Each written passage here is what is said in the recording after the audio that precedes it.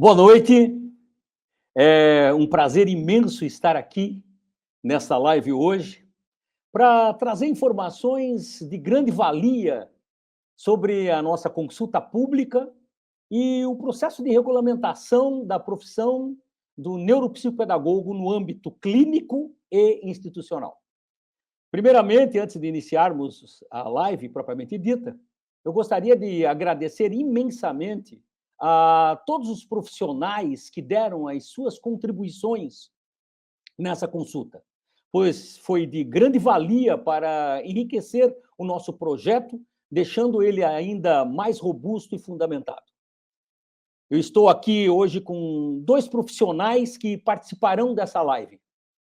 São profissionais em excelência.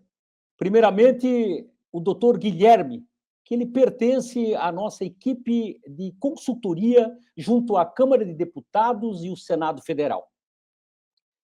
Ele falará hoje sobre o trâmite político da regulamentação, os seus comitês, as audiências públicas e etc. Convido agora a... Antes de falar do doutor Guilherme, gostaria de dizer que também nós teremos a presença, da doutora Rita Russo, que vai abordar também sobre a consulta pública e as questões técnicas do nosso projeto. Doutor Guilherme, por gentileza. Obrigado, professor Luiz. Boa noite a todos. Boa noite, professora Rita, também está presente aí. Bom, o que é um projeto? Como se faz um projeto de lei? Primeiro, é apresentado um anteprojeto por um parlamentar, que é encaminhado, por exemplo, na Câmara dos Deputados, que é onde está sendo feito o projeto de regulamentação da neuropsicopedagogia, tanto clínica como institucional. Esse anteprojeto é entregue à Secretaria Legislativa da Câmara, que fará uma análise do que é esse anteprojeto, essa minuta desse anteprojeto. Bom, depois dessa análise, essa Secretaria Legislativa, é bom ressaltar que ela tem vários setores temáticos. Saúde, educação, trabalho, infraestrutura, o que tiver de comissões permanentes dentro da Câmara dos Deputados, a Secretaria Legislativa ela tem uma parte pertinente que cuida dessas secretarias, dessas comissões pertinentes. Bom, a partir daí ela vai elaborar um relatório. Esse relatório é encaminhado ao deputado propositor do projeto, que entregou a minuta. Ele vai, a partir daí, ele dá entrada no projeto. Se houver alguma modificação feita ou solicitação de modificação feita pela consultoria legislativa de alguma inconstitucionalidade, de alguma situação que não esteja dentro de acordo com o que é os parâmetros e o que fala do regimento interno da Casa, tanto do Congresso, tanto da Câmara como do Senado, e também do Congresso Nacional, que são regulamentações à parte. Os regimentos são, cada um tem o seu, a Câmara tem o seu regimento interno, o Senado tem o seu regimento interno, e o Congresso Nacional também tem o seu regimento interno, todos eles à parte. Bom, a partir daí é apresentado, dada entrada, e passará a ter um número. Então, é o PL, Projeto de Lei, número tal, de 2025. Então, projeto de lei que vai falar da regulamentação da profissão de neuropsicopedagogo institucional e clínico. Por que tem que ter os dois nomes? Porque existem duas CBOs. O Ministério do Trabalho criou uma CBO para a parte institucional do neuropsicopedagogo e para a parte clínica do neuropsicopedagogo. A partir desse momento, existe o projeto de lei. O projeto de lei vai passar por comissões, comissões permanentes da Casa. Existem 30 comissões permanentes na Casa. Essas comissões se reúnem semanalmente. O projeto de lei da regulamentação da profissão de neuropsicopedagogo institucional e clínico passará por pelo menos 4 comissões. Comissão de Educação, Comissão de Saúde, Comissão do Trabalho. E também a quarta comissão, que é obrigatória, qualquer projeto que entre dentro do Congresso Nacional, da Câmara ou do Senado, tem que passar pela CCJ, Comissão de Constituição e Justiça, tá? Para saber da sua pertinência na área jurídica, se ela vai atender aos requisitos de constitucional, ponto. Tá? Por exemplo, a Comissão de Constituição e Justiça, ela tem hoje 64 membros titulares e 64 membros suplentes. Tá? A Comissão de Educação, ela hoje tem 66 membros titulares, 66 membros suplentes. A Comissão de Saúde, 51 membros titulares, 51 membros suplentes. E a Comissão do Trabalho, ela não tem um número definido dentro do regimento interno, mas hoje ela tem 37 membros titulares e 37 membros suplentes. Porque não há um número definido, depende do número das bancadas, da bancada dos partidos e o que será colocado em cada comissão. A partir do momento em que vai se passar por todas as comissões, cada comissão terá um relator, cada relator terá que apresentar o seu relatório. Existe, na hora que é apresentado o projeto, é designado um relator geral desse projeto. É um parlamentar que vai ser designado como relator geral do projeto de lei, que vai tratar com todos os relatores das comissões. Então, eles vão poder fazer emendas aglutinativas como emendas supressivas, em cima dos artigos dos projetos que são apresentados. Depois que for aprovado nas 4 comissões, esse projeto irá para o plenário da Câmara dos Deputados. Aprovado no plenário da Câmara dos Deputados, ele vai para o Senado Federal, que também fará o mesmo trâmite que a Câmara dos Deputados assim o fez. Pegará o projeto, designará um relator, irá para as comissões pertinentes, Constituição e Justiça, Saúde, Educação e Trabalho, e depois irá para plenário para votação. Mas há uma posição que pode ser organizada, pode ser feita, que, votada na CCJ, na Comissão de Constituição e Justiça da Câmara, ela se torne terminativa. Isso terá que ser feito com um acordo de lideranças para que esse projeto seja terminado na Comissão de Constituição e Justiça, terminativa, votado, aprovado, irá direto para o Senado, que também tramitará nessa condição, na condição de terminativa, terminará com a aprovação dela na Comissão de Constituição e Justiça. Aprovado em todas as comissões, a Comissão de Constituição e Justiça, terminando, aprovado, irá à sanção presidencial, que poderá sancionar o projeto na íntegra ou sancionar o projeto com vetos em algum artigo que eles acharem que não é condizente com do interesse do governo. Um projeto de regulamentação é um projeto mais difícil de ser sancionado à parte, de ter alguma de não ser sancionado na íntegra. Todos eles, até hoje, foram sancionados na íntegra. Todos os projetos de regulamentação foram sancionados pela Presidência da República na íntegra.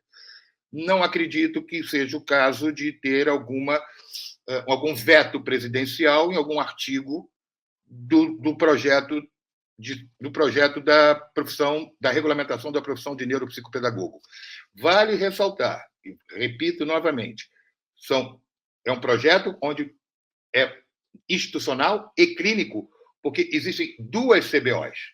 Se existe uma CBO só, seria um projeto único para a regulamentação da profissão de neuropsicopedagogo.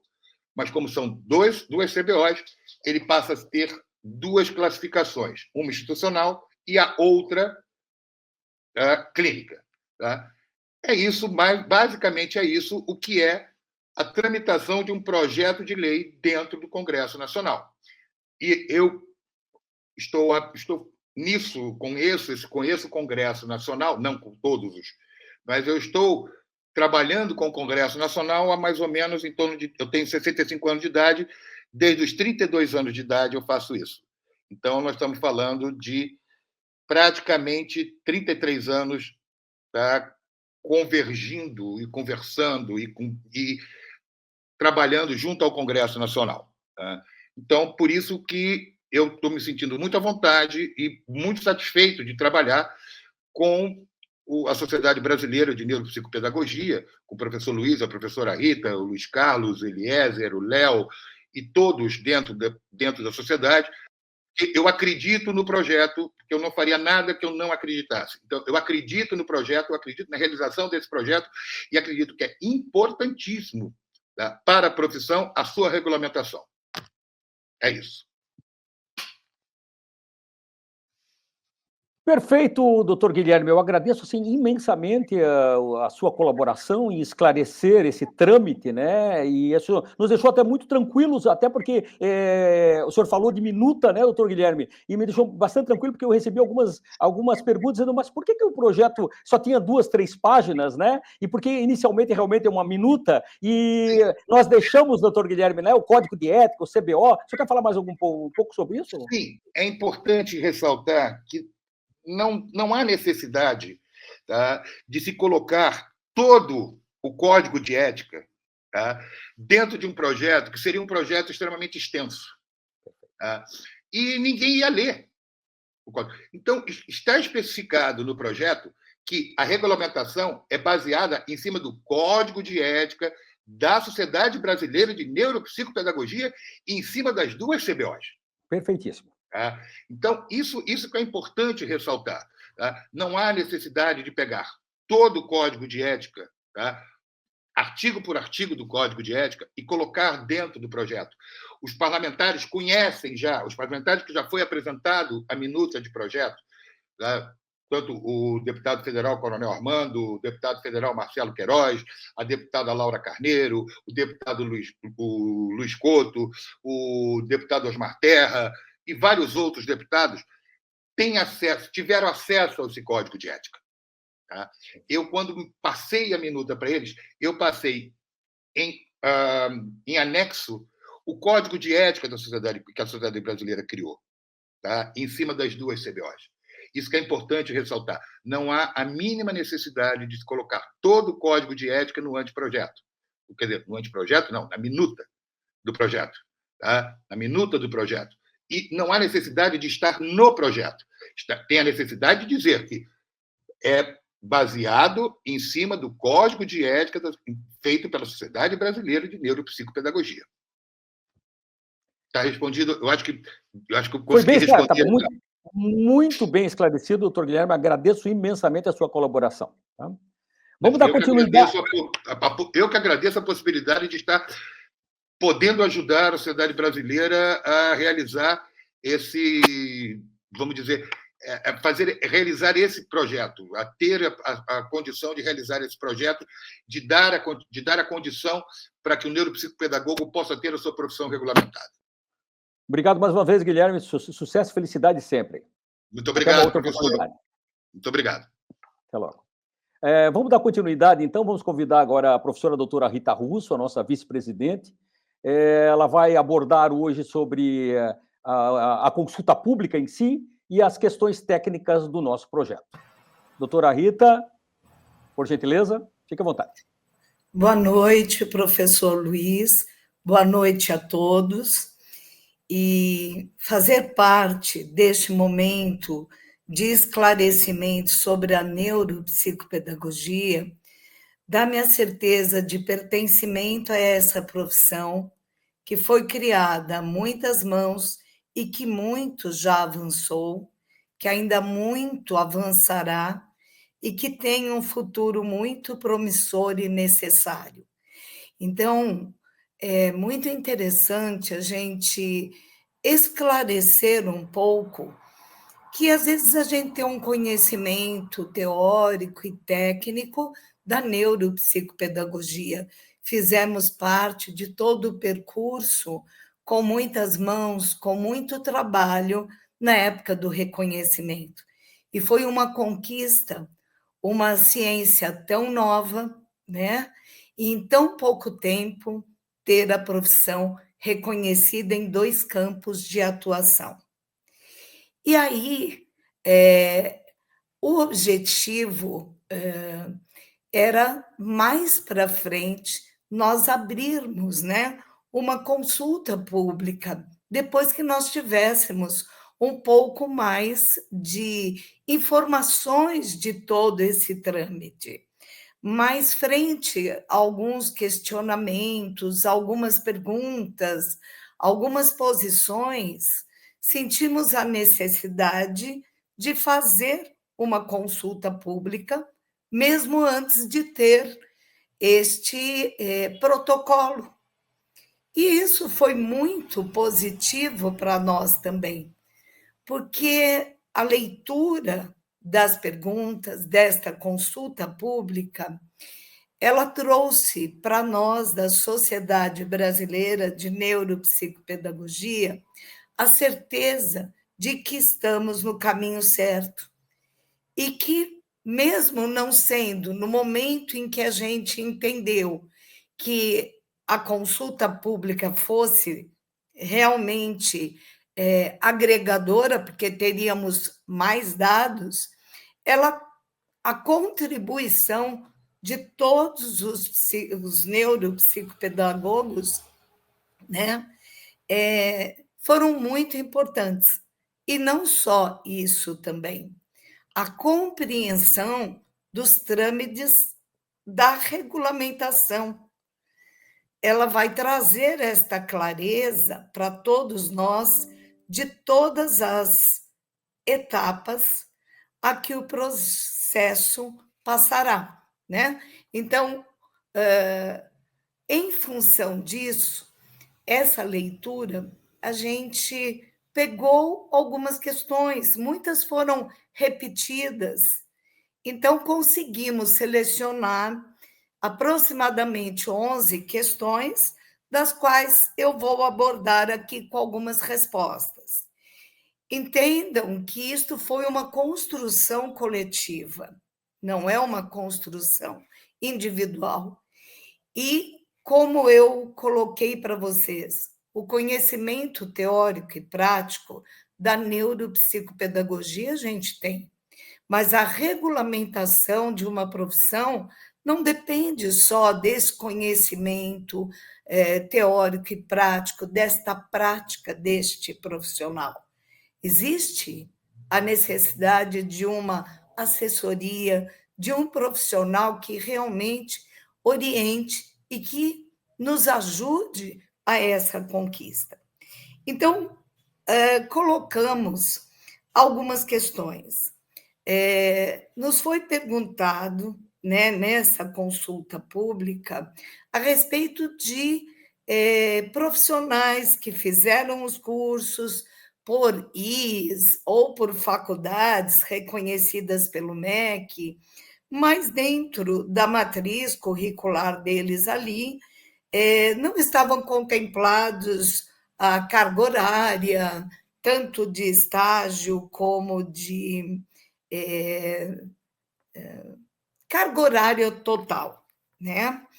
E também alguns associados dizendo que após teve 720 horas e eles tinham 100 horas na área clínica, 100 na institucional, 120 na hospitalar. E como é que ficaria isso?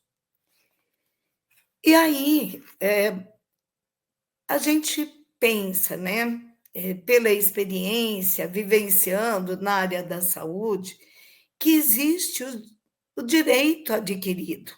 Mas é importante deixar claro para vocês que o artigo 5º, né, o inciso 36 da Constituição Federal Brasileira, ela estabelece que a lei não prejudicará o direito adquirido, o ato jurídico perfeito e a coisa julgada. Esta disposição garante a segurança jurídica protegendo situações consolidadas no tempo, como direitos já adquiridos, atos jurídicos válidos e decisões judiciais transitados em julgado. Então, só uma resposta da sociedade aos questionamentos não seria tão eficaz. Agora, a consulta, a legislação, faz com que a gente tenha essa transparência, o direito adquirido de todos nós. Eu mesma me formei antes da Sociedade Brasileira de Neuropsicopedagogia. Ela trouxe contribuições, mas antes dela, significa que eu não poderia atuar. Então, é importante a gente ter, né, esse esclarecimento. E as perguntas feitas por vocês ajudou a gente, de forma sucinta, deixá-los tranquilos quanto ao direito adquirido, certo? Uma outra questão que veio era por que o pré-projeto não abordou a neuropsicopedagogia clínica. Eu não sei o porquê isso acabou aparecendo, porque, como o doutor Guilherme colocou, ele nos levou a alguns dos gabinetes. Então, quando estivemos para falar no Ministério de Educação, falamos da profissão neuropsicopedagogia. Então, a profissão, ela tem 2 CBOs. Só que na educação, os questionamentos foram mais voltados à neuropsicopedagogia institucional. Mas todos os departamentos que fomos, nós entregamos o nosso código de ética na íntegra e respondemos a questionamentos voltados aos 2 campos de atuação. Haja vista que, durante a apresentação do Coronel Armando na Câmara dos Deputados, ele falou da neuropsicopedagogia. E quando falamos da neuropsicopedagogia, falamos dos 2 campos de atuação. E mesmo as minutas dos pré-projetos, elas podem ser mais sucintas, mas elas contemplam os 2 campos de atuação. Então, não houve uma situação de ter esquecido de falar a neuroclínica. Não. Naquele momento, as pessoas gravaram talvez uma das nossas falas ali num departamento de educação e depois em um outro departamento, quando abordamos a neuropsicopedagogia enquanto profissão nos seus 2 campos de atuação. E o doutor Guilherme deixou bem claro, como o Coronel Armando, quando eles falam da regulamentação da profissão em seus diferentes campos de atuação, tá? Então, nós abordamos em todos os locais que fomos as 2 áreas de atuação, tá? Uma outra questão: como ficam as leis diante de prestação de serviços autônomos, como clínicas com CNPJ, horas de trabalho, intervalo para registro? Eu tive que ir buscar esta informação para poder passar para vocês, porque foge do campo teórico e prático da neuropsicopedagogia. Está envolvido a questão trabalhista. Então, a resposta para esta questão nos diz que a legislação que regulamenta uma profissão não estabelece regras para o exercício da profissão, seja de forma autônoma, por meio de contrato CLT ou qualquer outra forma de contratação. Essas normas são definidas pela legislação já existente no âmbito empresarial, civil e trabalhista. Portanto, a regulamentação da neuropsicopedagogia não vai alterar as leis atuais sobre a prestação de serviços ou a forma da contratação dos profissionais. Porque vocês sabem, vocês têm à disposição na Sociedade Brasileira da Neuropsicopedagogia um e-book explicando o que é uma profissão, uma regulamentação, né? E um reconhecimento. A partir do momento que estamos no Ministério do Trabalho, temos todos os direitos adquiridos. Então, é importante esta leitura cuidadosa dos instrumentos que norteiam o reconhecimento e quais os trâmites para a regulamentação. Uma outra pergunta bastante pertinente. Poderemos avaliar e intervir na questão de altas habilidades? O neuropsicopedagogo clínico, em equipe interdisciplinar, ou mesmo neuropsicopedagogo institucional, que também trabalha em equipe interdisciplinar, e isto é muito claro, não só no nosso código de ética, mas na lista de atividades da Classificação Brasileira de Ocupação, esse profissional, ele está inserido, né, tanto na avaliação como na intervenção de altas habilidades e superdotação. Mas é muito importante ressaltar que nenhum profissional sozinho avalia altas habilidades e superdotação.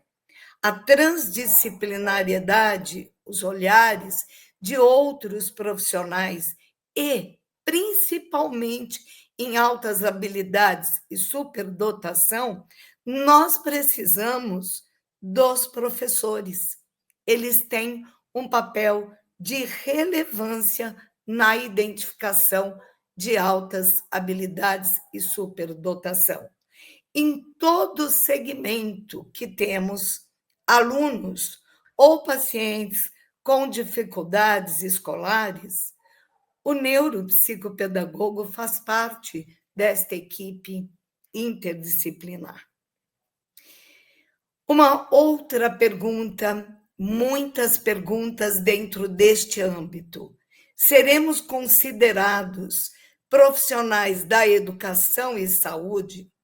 Que o neuropsicopedagogo clínico seja incluído no rol da ANS para poder receber atendimentos por planos de saúde e nos espaços clínicos? É um grande desejo, mas depende só de nós? Não. A neuropsicopedagogia, todos nós sabemos, desde o início do percurso de reconhecimento, ela pertence à família da educação, seja no contexto institucional ou clínico, nós somos da família da educação.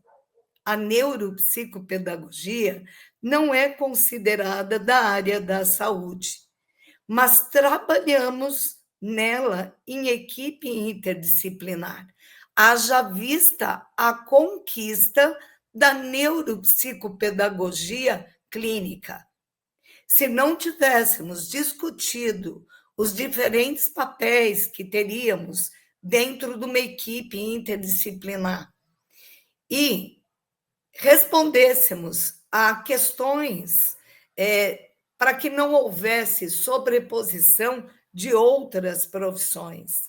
Então, nós, dentro de uma equipe interdisciplinar, nós contribuímos numa clínica, na identificação de fatores de risco, na avaliação, na intervenção dos problemas relacionados à aprendizagem.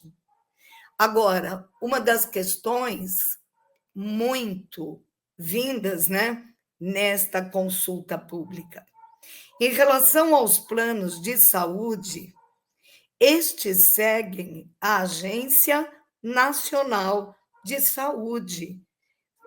É ela que controla e fiscaliza as operadoras de planos de saúde. Elas seguem uma resolução muito antiga, mas ainda muito vigente, que é a Resolução 218 de 1997 do Conselho Nacional de Saúde, que reconhece diversos profissionais de nível superior como profissionais da saúde. E essa resolução, ela também estabelece a abrangência e a atuação desses profissionais no âmbito do Sistema Único de Saúde do SUS, definindo suas áreas de atuação e responsabilidade. O Código de Ética Profissional, Resolução 5/2021, também tramitará por essas comissões, conforme vimos a fala do doutor Guilherme. Você, mas mesmo antes desta regulamentação, pelo reconhecimento que temos, você pode ser contratado em uma clínica, pois, como profissão reconhecida, você tem todos os direitos trabalhistas da legislação brasileira. Então, não é um movimento da sociedade. Ter ou não a ANS olhando o nosso trabalho. São as comissões que vão nos orientar todas as etapas. A neuropsicopedagogia pode trabalhar na reabilitação? A gente precisaria entender um pouco mais esta reabilitação, mas o próprio Código de Ética, ele nos dá o direito de avaliar e intervir. Então, o que a gente diz para todos? Quando falamos em reabilitação, sempre nos referimos a lesões, ou a uma má formação, ou uma lesão adquirida, ou uma perda por uma meningite, por um tumor. E a formação do neuropsicopedagogo não contempla especificamente trabalhar com lesões. Ele trabalha com aprendizagem, certo? Mas com lesões não. Nós precisamos ter outro embasamento. E existe outras especialidades que atuam nesse contexto. Mas, pelo fato do neuropsicopedagogo clínico ter a sua classificação brasileira de ocupação, ele pode estar numa clínica interdisciplinar, mas trabalhando com o que os dois documentos nos legitimam: a resolução e a lista de atividades do Código da Classificação Brasileira de Ocupação. E esses dois documentos devem representar a nossa identidade profissional. Não vamos agregar dentro desses dois documentos outras áreas que não foram pensadas para a gente. Vamos seguir, neste momento, o que é determinado por esses dois documentos que, neste momento, são os documentos que legitimam a nossa profissão. Uma outra questão bastante trazida por nós, né? E pelos neuropsicopedagogos. Após regulamentação, seria de extrema importância a criação de um conselho para fiscalização e acompanhamento da atuação. Esta foi uma outra questão que mobilizou um estudo nosso. Vamos buscar informações para poder dar uma resposta mais precisa e mais assertiva. E o que obtivemos como resposta? A criação de conselhos profissionais é atribuição do Poder Executivo. Portanto, o projeto de lei que criará o Conselho Federal de Neuropsicopedagogia será obrigatoriamente de iniciativa da Presidência da República.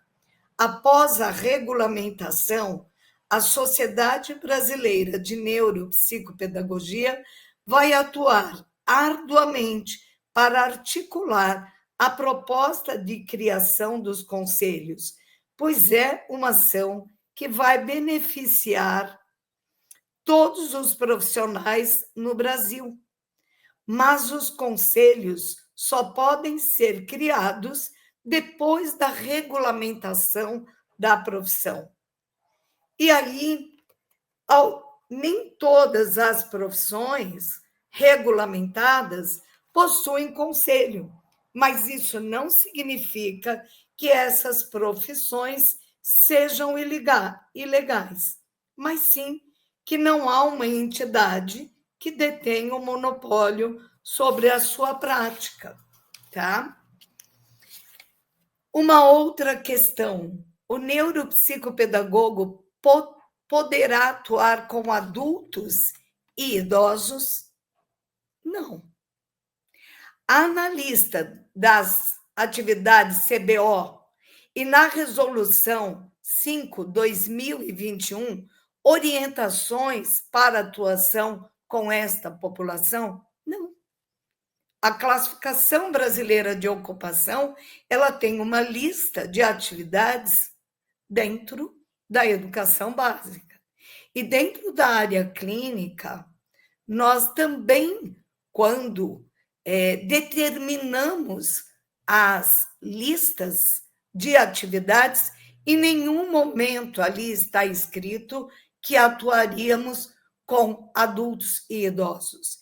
Existe uma especificidade de estudo. E não temos, na neuropsicopedagogia, uma vez que trabalhamos com a questão da educação ali, um trabalho com adultos e idosos. Não que adultos e idosos não cheguem a necessitar de um trabalho relacionado à aprendizagem.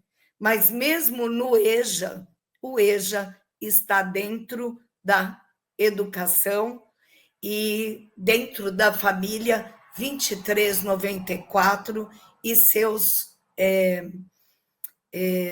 profissionais que interagem dentro deste processo.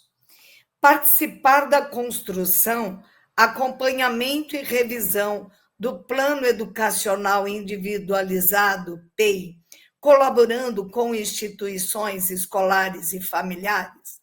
Se o neuropsicopedagogo institucional ele trabalha numa equipe interdisciplinar e toda a família 2394 ela trabalha em conjunto, eu acho que esta questão foi muito pertinente e muito relevante, esta pergunta, que poderá ser objeto de estudo para inclusão no Código de Ética e talvez algum eixo específico para a neuropsicopedagogia institucional.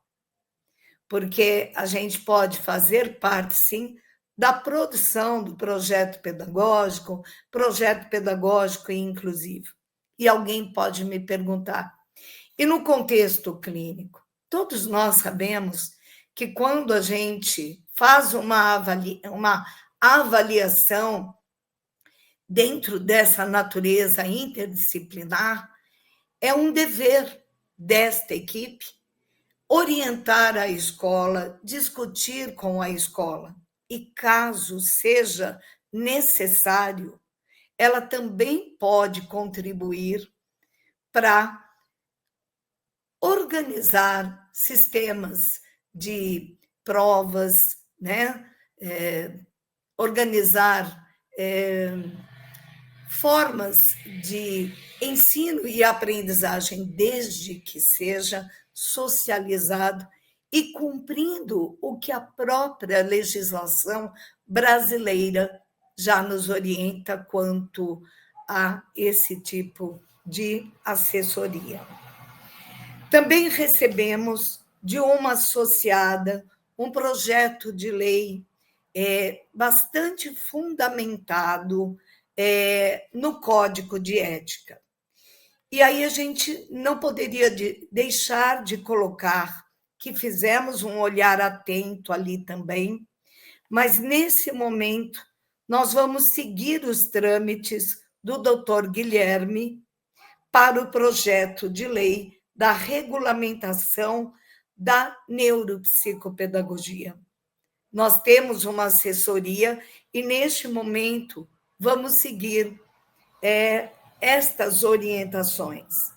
E aí queremos esclarecer que a versão inicial da proposta foi elaborada pela Sociedade Brasileira de acordo com o disposto nos artigos 10 e 11 da Lei Complementar 95/1998, que dispõe sobre a elaboração, a redação, a alteração e a consolidação das leis e considerou as diretrizes técnicas do Manual de Redação de Documentos Legislativos da Câmara dos Deputados. Assim, a versão original, seguindo o trâmite constitucional do processo legislativo, foi submetida pelo deputado para uma primeira apreciação da Consultoria Legislativa da Câmara dos Deputados, que é responsável, entre outras funções, por elaborar minutas de proposições ou adequá-las à técnica legislativa, nos termos do artigo 2º da Resolução da Câmara dos Deputados, número 48 de 1993, resultando nas modificações da versão que foi amplamente publicizada. Mas é importante reforçar que em todos os órgãos a que fomos, nós entregamos o código de ética, as notas técnicas, e não deixamos de colocar a nossa pesquisa, a nossa extensão, o nosso caminhar. E estamos num momento de somar para a regulamentação da profissão. E nas dúvidas, as perguntas devem ser direcionadas à própria sociedade.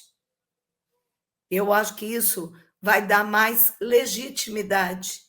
E como nós obtivemos do Dr. Guilherme, quando isto for protocolado, isto será de acesso. E o professor Luiz vai finalizar colocando mais algumas coisas nisso. E aí a última pergunta, muito recorrente naquela consulta pública: qual é a justificativa em lutar pelo reconhecimento de apenas a neuropsicopedagogia institucional?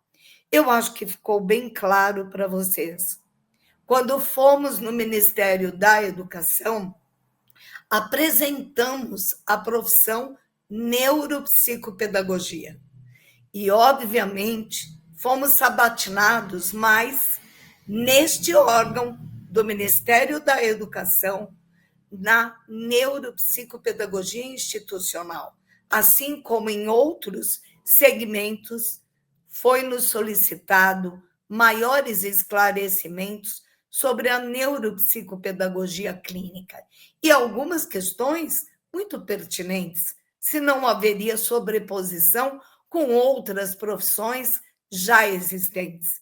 E isso a gente tira de letra, porque desde a época do reconhecimento, esse tipo de informação e de questionamento, se não estávamos adentrando em outra profissão, isto ficou muito claro a ponto de obtermos, né, a neuropsicopedagogia clínica.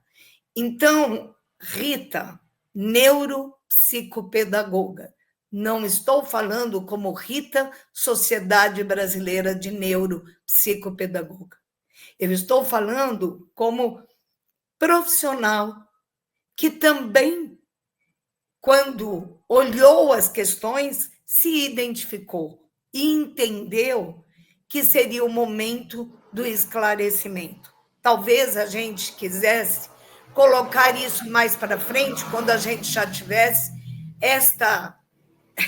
este número, para fazer uma festa maior, para poder dizer, olha, as conquistas que conseguimos. Mas eu acho que tudo é um aprendizado. E aprendemos e nos mobilizamos com o que vocês perguntaram.